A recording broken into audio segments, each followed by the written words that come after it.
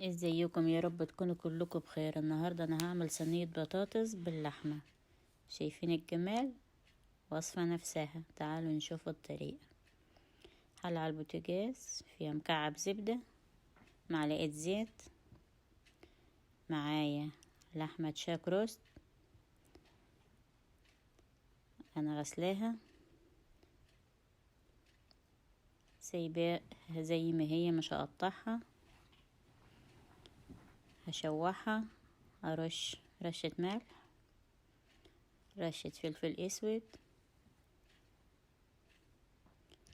اللحمة دي والصينية دي تنفع في العزومات، حلوة خالص، سهلة، ما بتتعبش غير طعمها خطيرة. اقلبها على الوش التاني.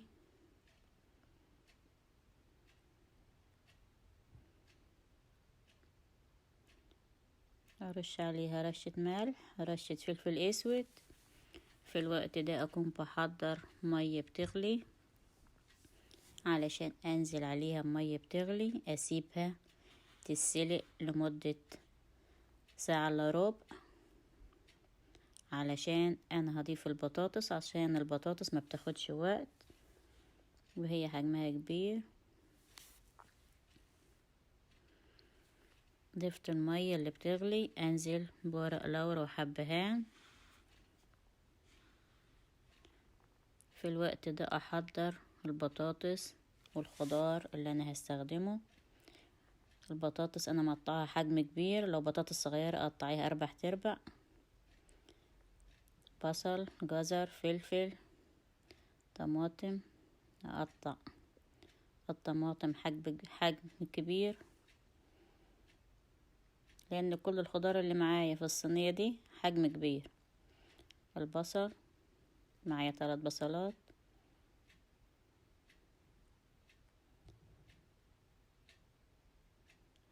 اضيف فلفل احمر، لو ما عندكيش تستغنى عنه. اي حاجة في المكونات اللي معايا ما عندكيش منها تستغنى عنها، مش لازم. فلفل رومي،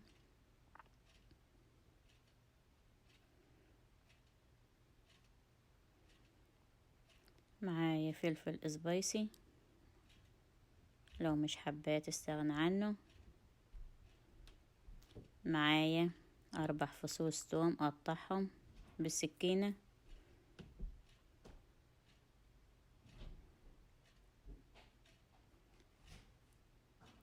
جزر، مكعب خضار، ده مكعب خضار.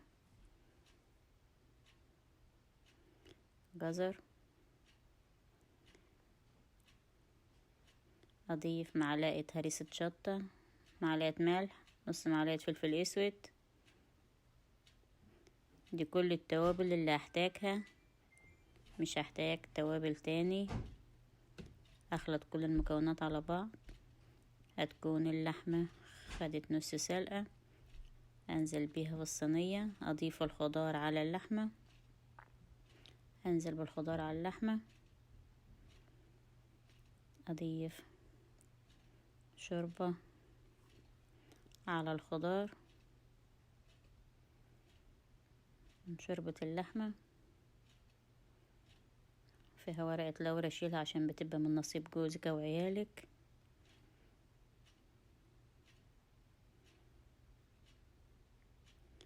اغطيها بفويل. هتدخل الفرن على درجة حرارة 450 من ساعة وربع لساعة ونص على حسب حجم اللحمة. في مصر 200. معايا الحلو بطاطا، ورقة زبدة، هبلها مية، انزل بالبطاطا، اضيف عليها نص كوباية مية. تدخل الفرن مع صينية اللحمة. كده اللحمة طلعت من الفرن. شوف الجمال والطعم خطير، مفيش اروع من كده. انا عاملة معاها رز بالشعرية.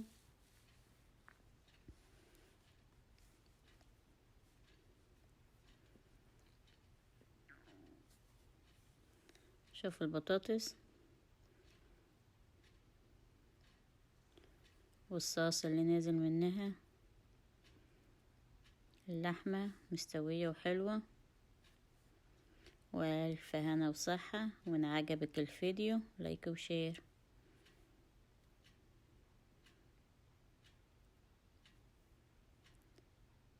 البطاطس مستوية وحلوة واللحمة